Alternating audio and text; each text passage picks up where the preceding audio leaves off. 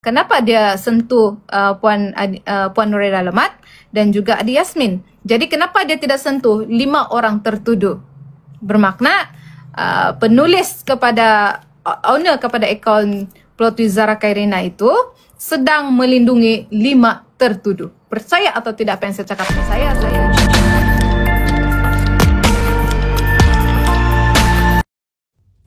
Pasukan peguam yang mewakili Nuraidah Lamat, ibu kepada Allahyarhamah Zara Khairina Mahathir, tampil menolak sekeras-kerasnya dakwaan plot twist yang tular di media sosial. Kononnya kematian pelajar tingkatan 1 itu berpunca daripada tekanan akibat ibunya sendiri. Menerusi kenyataan bersama Hamid Ismail, Shahlan Jufri, Rizwan M. Borhan, Muhammad Luqman Syahwan Zabidi dan Farah Nasir, mereka mempersoalkan bagaimana kertas siasatan polis serta dokumen yang didakwa sebagai diari milik Zara yang diambil dari lokalnya selepas kejadian boleh tersebar sehingga mencetuskan naratif jahat dan fitnah kepada keluarga mangsa. Bagaimanapun, pengarah Jabatan Siasatan Jenayah JSJ Bukit Aman, Datuk M. Kumar, dalam sidang media pada 14 Ogos lalu menegaskan bahawa naratif plot twist berkenaan adalah tidak benar. Pernyataan itu sekaligus menafikan tuduhan tidak berasas yang mengaitkan Ibu Zara sebagai punca kepada tragedi malang tersebut. Pasukan guaman turut menyeru mana-mana individu yang mempunyai maklumat berhubung insiden di Sekolah Menengah Agama Tun Datu Mustafa Papar agar tampil membantu pihak polis. Mereka juga mengucapkan terima kasih kepada rakyat Malaysia yang terus menyatakan solidariti dan doa demi menuntut keadilan untuk Zara Khairina.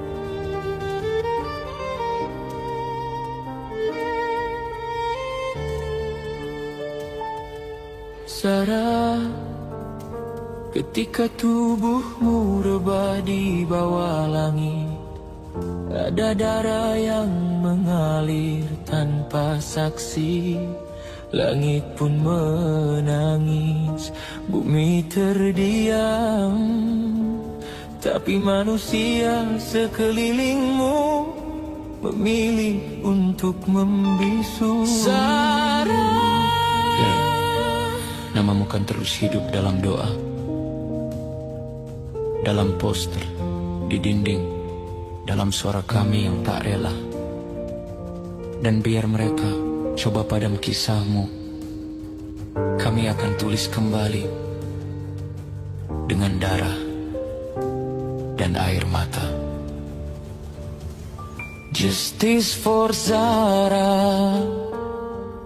Bukan hari ini, mungkin, tapi hari itu akan datang dan kebenaran akan menang.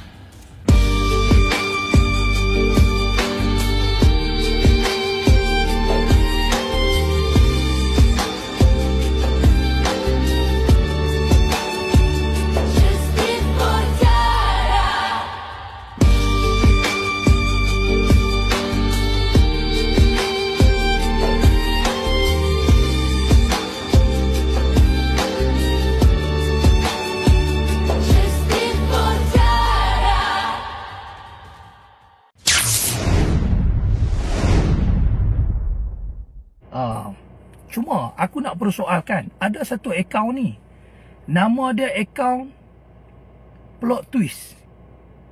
So kalau tak mau bagi, ni aku tengok ramai ni orang-orang kerajaan masuk ni, nampak masuk orang kerajaan masuk kan. Hampa ni tolong pergi bagi tahu. Kalau tak mau orang macam kami ni dah cakap pasal politik kan. Kalau tak mau orang macam kami ni balon menteri, pergi bagi tahu dekat Fahmi Fazil tu siasat akaun plot twist Zara tu. Setuju tak? Siasat akaun yang bernama plot twist Zara. Ni kira duk ban akaun aku.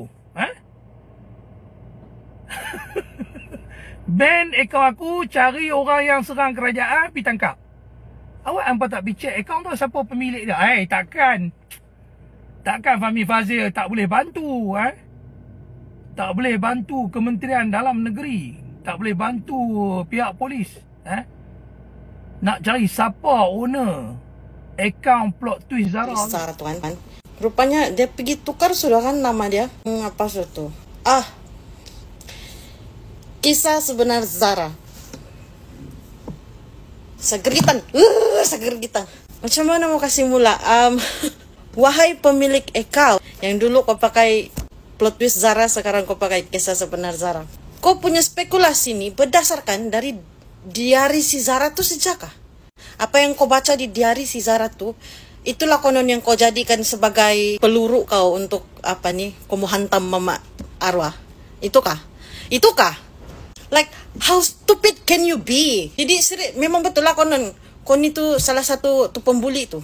Tuh kau tahu ataupun yang cegu yang telah menyerahkan itu diari kepada pihak polis, sedangkan sepatutnya barang-barang arwah Zara tuh dari mula nih kejadian kamu tidak patut pun sentuh. Banyak SOP penyiasatan ini case kan yang kamu yang berkaitan kamu sudah langgar tahu. Sepatutnya kamu nih yang disiasat. Kau siapa? Pengetua, cegu, warden, security, penghuni asrama. Lepas tu sekarang kamu betul-betul sama bikin panas loh. Betul-betul loh. Kamu mau hantam mama arwah, baru kau berhabis lagi ya, kau mereply chat-chat orang di dalam yang pasal audio segala macam tuh, kau bilang itu sekadar itu benda boleh dibuat. Kau ni kan pintar, tapi pintar kau ni kau bodoh juga. Dalam kepintaran kau bodoh sebenarnya. Kau educated, tapi kau bodoh. Kau tahu bodoh. Tuh hari dari mula kamu letak semua tuh kesalahan sama mama si Zara. Bodoh. Sama tanya, dalam diri si Zara tuh, dia tidak tulis kah pasal situasi yang berlaku dalam tuh asrama? Apa yang dia harus hadapi dalam tuh asrama? Tidak dia tulis nama-nama yang dia sebut masa dia on call dengan mama dia tuh dalam tuh diary. Tiadakah?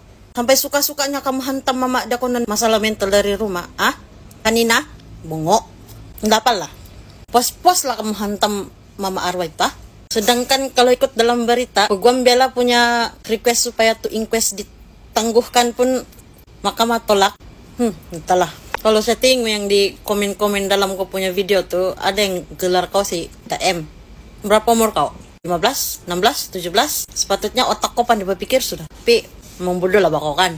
Apa? Kita sabar, kita tunggu. Saya pun penulis diary juga tahu.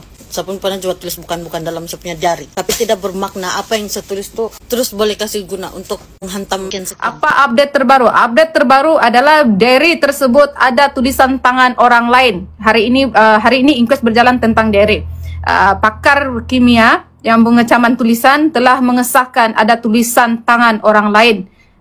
Siapa yang ikut siapa yang ikut live saya pada 17 bulan 8, saya memang cakap benda ni. Saya cakap tulisan itu tidak konsisten. E dan J, dia punya I juga tidak konsisten. Dan saya cakap itu bukan tulisan Adik Zara Khairina. Kalau tulisan Adik Zara Khairina adalah konsisten, saya cakap pada waktu itu 17 hari bulan 8. Lalu saya direport dan di-ban. Bermakna apa yang saya cakap pada ketika itu adalah betul. Sehingga hari ini pakar kimia pengecaman tulisan mengesahkan benda tu memang ada tulisan tangan daripada orang lain. Lepas tu si Pudin cakap, kan saya cakap mungkin diary ini diserahkan oleh orang-orang tertentu. Dan si Pudin cakap memang cegu yang bagi dekat polis benda tu. Dan diary itu dibaca oleh ramai orang. Rakan-rakan kata si Pudin. Jadi bagi saya bukti itu tidak valid. Sebab sudah ramai orang yang baca, sudah ramai orang yang pegang. Kita pun tidak tahu yang kena tambah macam mana. Jangan-jangan ada pikiran matematik di belakang-belakang diary itu kita tidak tahu. Sudah sampai. Kena leak lagi. Mahkamah Hakim cakap itu adalah satu penghinaan. Dan saya minta apabila Mahkamah Hakim Coroner telah mengatakan itu adalah satu penghinaan, saya minta PDRM siasat 2 akaun itu, Plot Twist Zara dan juga Inside Zara Khairina harus disiasat. Paham? Pudin Poka, terima kasih kerana leak siapa yang bagi the buku kepada polis. So, cikgu itu yang buat. So, cikgu, adakah kamu yang telah mengambil gambar dan post dekat akaun tersebut? Adakah pemilik akaun Plot Twist Zara adalah seorang guru? Dan saya pelik pada ketika itu bila follower dia 5K.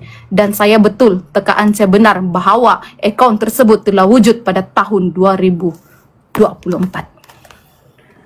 Okey.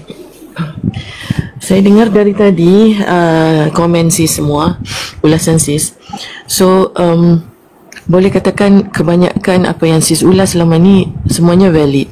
Hari ni sudah terbongkar. Bukan gitu? Teruskan sis. Line saya ada lag sikit. Tak apa. Jadi sis, banyak cerita sudah terbongkar hari ini. Jadi bagaimana komen sis tentang kandungan tulisan yang ada darah tu? Okey. Tentang tulisan yang ada darah. Seperti apa yang saya cakap. Diary tersebut telah pun disentuh oleh ramai orang. Kalau tidak ramai orang, kenapa Pudin boleh cakap? Daripada rakan-rakan dia pun tahu tentang diary itu, dan kenapa diary itu boleh leak di media sosial, dan kenapa diary itu tidak diserahkan pada 3 hari kejadian untuk dikolek semua bukti-bukti itu dan diberikan kepada pihak berkuasa. Kenapa setelah JSJ ambil alih, kenapa baru diberikan diary itu? Jadi bagi saya, tentang darah itu kita tidak tahu siapa punya darah, dan kenapa diary itu lambat diserahkan, dan kenapa guru yang menyerahkan, bukan keluarga Adizara yang menyerahkan buku diary itu. Kita jadi puzzle sekarang ni apabila Pudin bercakap dalam parlimen, buku itu, diary itu diserahkan oleh guru. Kita mau tahu sekarang guru tu siapa? Menjadi sekarang hari ini bila sis bongkar cerita ni, menjadi satu persoalan yang besar, siapa guru itu yang sebenarnya? Betul kan? Betul. Inilah persoalan kita sekarang. Siapakah cikgu itu? Jadi saya heran kenapa pihak polis tidak mengambil statement, ataupun sekurang-kurangnya saya rasa perlu kena ambil statement guru tersebut lah, kan? Jadi kenapa dibiarkan guru tu tiada apa-apa tindakan yang diambil? Kenapa dia boleh serahkan buku tu awal-awal lagi, sedangkan cerita itu hari ini baru keluar, kan? Betul? Bolehkan? Sekarang kita mau tahu guru itu siapa. Jadi saya rasa Menteri KDN ni harus jawablah soalan itu. Betul kan, sis? Betul. Kita kena tekan si KDN pula sekarang ni, Pudin Poka. Ataupun mungkin Menteri Pendidikan tahu siapa guru itu? Oh, sudah tentu dia tahu. Sebab pada 17 hari bulan dia ada dalam hospital. Kan? Mustahil lah dia tidak tahu. Kalaulah Menteri KPM tidak tahu, kenapa 120 ahli parlimen ketika dalam perbincangan RMK ke-13, ya, 120 orang ahli parlimen membincangkan tentang Adizara Khairina, dan rata-rata hampir ahli parlimen dalam RMK tersebut, rancangan Malaysia ke-13 dalam parlimen, bertanya dengan Fadlina Siddiq, tapi Fadlina Siddiq menolak untuk menjawab. Sedangkan Tuan Speaker telah memberi Fadlina Siddiq ruang. Adakah YB, adakah ingin menambah masa? Oh, masa saya sudah habis. Dia menolak menjawab. Bermakna Fadlina Siddiq juga tahu benda tu. Sekarang ni kamu anggap saya apa sekarang? Macam banyak kan dia punya puak-puak ni masuk cakap saya ni memandai apa semua. Tapi sebenarnya saya pun meneliti tahu. Saya bukan bercakap sahaja. Saya ada buat tindakan. Ni saya ambil tindakan, saya bergerak, saya jumpa orang sana sini, saya buat. Even polis dia cari saya cari polis. Sebab saya ni memang suka benda tu. Saya memang suka cari polis. Sebab kalau kita tidak buat salah, kalau kita bercakap berdasarkan fakta dan kita tidak menimbulkan spekulasi, kau mau takut apa dengan polis? Sebab kita tidak buat salah. Kita sebagai hak rakyat, kita ada hak bersuara tau. Kamu kena ingat Malaysia mengamalkan sistem demokrasi. Bila kita mengamalkan sistem demokrasi, kita ada hak bersuara kita. Ya, marhain buat cara marhain. Ya, jangan ingat marhain tiada duit, kamu tiada hak untuk bersuara. Ada. Ya, dalam menuntut keadilan kita ada hak. Dalam bersuara bebas, kita ada hak. Dalam menuntut sesuatu yang kita ingin tahu, yang kita tidak dapat, kita ada hak. Sebab kita mengamalkan sistem demokrasi. Dan tidak perlu tunggu menjadi seorang peguam, tidak perlu tunggu menjadi seorang guru, tidak perlu tunggu menjadi seorang pakar untuk bersuara menuntut keadilan. Kamu harus tahu apa rakyat punya function. Ingat, kamu kena tahu function rakyat. Ya, bukan kamu mau tunggu kamu mau jadi lawyer dulu, takut, kecil dan tidak padan untuk bercakap. Hello, kita nih sebagai rakyat, kita ada saluran kita. Jadi ikut saluran yang betul. Dan kalau kita mau bercakap depan orang ramai, pastikan by fakta. Melalui fakta yang sahih. Dorang tidak boleh sentuh kau, dorang tidak boleh touch kau. Kalau kau buka mulut macam mana pun, dorang mau marah kau pun macam mana, kau cakap balik dengan dia. Kau tanya dia balik. Tuan, saya bercakap berdasarkan fakta. Jadi kamu cakap begini, si Pudin yang cakap. Ini dia cakap. Saya buat begitu tau. Seakan saya cakap. Ini di menit 3.25, Pudin telah mengatakan seperti ini. Saya bagi video tuh. Sekarang kau mau cakap apa lagi sama saya? Ya? Kita bercakap berdasarkan fakta. So, bila kamu bercakap berdasarkan fakta dan kamu mengulas, itu buah pikiran kamu sebab kita menuntut keadilan. Kita ini menuntut keadilan dengan pelbagai cara. Jangan cakap kamu ini tiada duit, lepas tu kamu diam. Tidak perlu. So, kita dengar tentang tulisan tangan tu.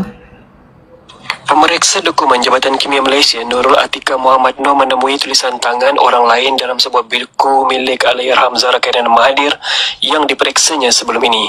Ketika membacakan keterangan bertulisnya di Mahkamah Coroner di sini hari ini, Nurul Atika berkata tulisan tangan itu ditemui dalam buku bertanda W3 di beberapa muka surat. Justice for Zara. Mahkamah Coroner hari ini diberitahu sebanyak 21 beg barang kes polis diraja Malaysia mengandungi kertas bertulisan tangan diserahkan kepada Jabatan Kimia Malaysia Petaling Jaya Selangor. Perkara itu diberitahu pemeriksa dokumen di bahagian pemeriksaan dokumen Pusat Analisis Sains Forensik Jabatan Kimia Malaysia Petaling Jaya, Nurul Atikah Muhammad Noor selaku saksi kedua inkues kematian Allahyarham Zara Khairina Mahathir. Dengan pengalaman kerja selama 21 tahun sebagai pegawai sains di Jabatan Kimia Malaysia. Tugas beliau ialah menerima kes dan menyediakan laporan kimia serta menjalankan pemeriksaan dokumen yang dipertikaikan, membabitkan pemeriksaan seperti tanda tangan, tulisan taip, pindaan, proses percetakan, kertas dan dakwat. Ya, sudah sah. Ada tulisan tangan orang lain di diary tersebut. Jadi, diary itu tidak valid bagi saya. Untuk dijadikan bukti, sudah tidak valid. Tidak boleh, sudah. Tidak kisahlah, si Ramsing cakap ada darah kah? Apakah? Sudah tidak valid. Sudah terlampau ramai orang yang pegang, sudah terlampau ramai orang yang baca diary itu. Terlampau ramai sudah. Ya, even si Pudin pun cakap di parlimen. Si Pudin yang cakap. Jadi, bukan salah kami. Si Pudin sudah bongkar. So, pihak berkuasa tolong hormat apa Mahkamah Hakim Coroner katakan pada hari ini agar mereka yang menyebarkan isi diary tersebut di media sosial agar diambil tindakan sewajarnya. Di sini saya bagi 2 akaun TikTok yang menyebarkan isi drama diary tersebut. Satu akaun Plot Twist Zara, yang satu adalah Inside Zara Khairina. Tolong diambil tindakan. Kepada pihak berkuasa, sila lakukan tugas anda, tangkap 2 pemilik akaun ini dan siasat. Mahkamah Hakim Coroner yang cakap, jadi saya cuma sampaikan dengan nada yang lebih kick. Sis, kita curious juga, kemana pergi baju adik Zara yang last kali tu, kemana perginya baju tu dan kenapa baju pakaian terakhir adik Zara tu tidak dijadikan sebagai bahan bukti. Mungkin di situ ada terlekat ada kesan kesan-kesan mungkin yang boleh didapati sebagai bukti, bukan? Mungkin DNA kan sana pun melekat, tapi itulah pihak polis tidak mengambil ini kan. Nah, itu PDRM lagi lah. Itu memang paling kick. Mana sudah tu baju? Betul. Mana baju yang terakhir? Pelik kan? Itulah saya cakap, pelik tapi benar. Kes adik Zara Saya Khairina ni. rasa kalau baju terakhir tu ada pada ibu Zara pun, saya rasa mesti dia sudah serahkan kepada polis untuk mungkin untuk dapatkan DNA orang yang terakhir yang berada sama Zara pada ketika itu. Kita harap begitu. Betul tu. Betul sis. Betul tu. Kita doakan benda tu sudah diserahkan kepada tangannya bertanggung jawab lah, yang betul-betul bertanggung jawab. Penat sudah kita ni kan sis, dihidangkan drama-drama yang tidak masuk akal, yang macam baru tahu semua ni. Macam itulah saya cakap. Tapi percayalah sis, bila mereka baru ataupun legal team kepada yang mewakili keluarga adik arwah Zara Khairina ni baru tahu benda tu, kemudian Ramsin yang duluan dapat tahu, percaya atau tidak akan berlaku lagi satu kebongkaran yang kita tidak akan tidak sangka-sangka. Macam hari ini baru tahu, lepas tu tengok terbongkar lagi. Tapi itulah, percaya atau tidak, Pudin Poka adalah segala-galanya. Dia akan membocor, dia akan selalu terkeluar daripada landasan. Hari-hari Pudin Poka ni, percaya atau tidak, parlimen masih berjalan. Kita memang mengharapkan si Pudin lah tergelincir lagi.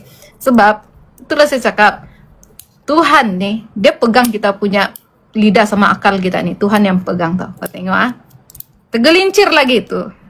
Dia adalah Menteri Kementerian Dalam Negeri. Memang banyak yang terlibat. Saya sudah cakap dari awal kan. Semalam pun saya cakap benda-benda ni banyak institusi yang terlibat.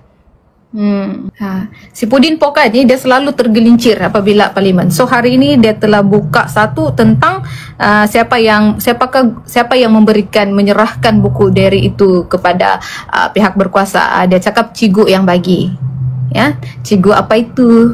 Jadi orang yang mengeluarkan Plot Twist Zara Khairina, menggunakan akaun Plot Twist Zara Khairina dan juga Inside Zara Khairina tu adalah guru lah. Kan? Itu Cigu lah. Sebab dia yang tahu isi diary itu. Nah, jadi pada awalnya Plot Twist Zara Khairina itu telah melakukan satu cobaan menyalahkan Puan Nuraida, lalu tidak menjadi. Bila tidak menjadi, dia wujudkan satu akaun lagi, Inside Zara Khairina, nama dia. Dan di dalam akaun tersebut cobaan menyalahkan adik Yasmin, oleh kerana adik Yasmin adalah saksi utama dalam kes ini. Dan cobaan mereka sekarang mengalih kita punya pandangan untuk menyalahkan adik Yasmin. Sebab apa? Kenapa dia sentuh Puan Nuraida Lemat dan juga adik Yasmin? Jadi kenapa dia tidak sentuh 5 orang tertuduh? Bermakna penulis kepada owner kepada akaun Plot Twist Zara Khairina itu sedang melindungi 5 tertuduh. Percaya atau tidak apa yang saya cakap ni? Saya ni asal bercakap. Benda yang saya cakap ni bila keluar, kau tengok hari ni berapa terbukti. Jadi saya recap balik. Saya bercakap tentang Plot Twist Zara Khairina ni yang ditulis pada 17 hari bulan 8. Saya buat live. Saya telah menyentuh Plot Twist Zara Khairina yang ditulis oleh orang tidak bertanggung jawab di dalam akaun tersebut adalah gagal. Saya cakap pada ketika itu pada 17 hari bulan 8 saya cakap gagal. Akaun itu gagal mengeluarkan ataupun ambil saya punya kepercayaan untuk percaya dengan apa yang diorang buat. Sebab saya cakap tulisan pada keratan tersebut tidak konsisten. Ini adalah saya punya pendapat pada 17 hari bulan 8. Setelah 30 minit saya buat live, saya telah di-report, di-ban. Dan hari ini pakar kimia pengecaman tulisan telah pun mengesahkan bahawa memang ada tulisan tangan orang lain. Begitu. Ini saya recap balik. So, sama juga tentang akaun tersebut, saya minta pihak berkuasa untuk siasat. Sampai ke hari ini tiada siasatan. So bila Mahkamah Hakim Corona sudah cakap ambil siasatan, saya mau akaun itu disiasat. Betul-betul saya mau. Kalau kamu cakap buat report lah, saya sudah buat report. Hari ini tiada sebarang tindakan yang diambil. Jadi itulah sebab saya bising, mulut saya jahat, mulut saya bising. Jadi saya mau memang. Saya tidak kisah. Ya, rakyat siasat sendiri. Ya, terpaksa. Saya terpaksa jadi ini. Jadi itulah kadang-kadang saya ini berubah. Saya berubah-berubah. Saya jadi kadang-kadang saya jadi cigu, kadang-kadang saya jadi warden, kadang-kadang saya jadi ini. Ingat warden tersebut saya pun sudah saya report sebab dia tidak mematuhi SOP Pekeliling 137. Apa itu SOP Pekeliling 137?